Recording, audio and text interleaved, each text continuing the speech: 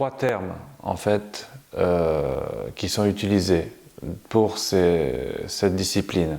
Donc le chant Drupad ou le genre Drupad, le yoga du son et ce qu'on appelle Nad Yoga, dont le terme yoga du son, dans les termes yoga du son, sont parfois une traduction qui n'est pas littérale. Parce que Nad, si on veut vraiment le traduire, il y a André Padoue qui en donne une définition qui à mon avis est la plus juste, c'est-à-dire résonance vibratoire. Donc Nad Yoga, ça serait le yoga de la résonance vibratoire. Personne ne traduit Nad Yoga de cette façon. En général, on traduit par yoga du son, puisque la manière d'approcher ce type de yoga, en fait, c'est par la pratique du chant, du son, de l'écoute, etc. Donc c'est ce qu'est le yoga du son. C'est une pratique dans laquelle on approche finalement cette résonance vibratoire. Ça dépend jusqu'à quel point on pousse cette perspective. Voilà.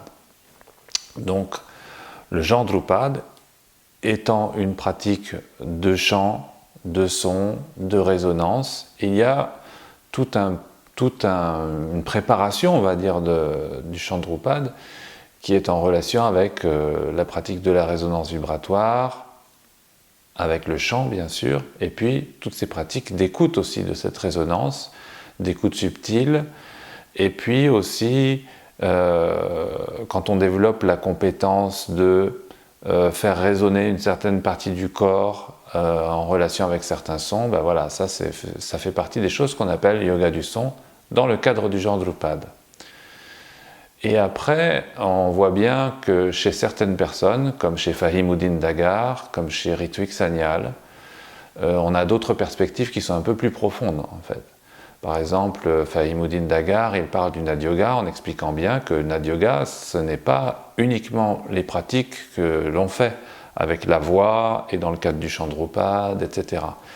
Il dit bien que le Nad Yoga, c'est en quelque sorte un point de vue philosophique tel qu'on l'envisage dans les voies orthodoxes, qu'on appelle darshana, ça veut dire une forme de philosophie qui est comme le yoga, c'est pas une philosophie au sens occidental où on va lire des bouquins, se poser des questions, etc.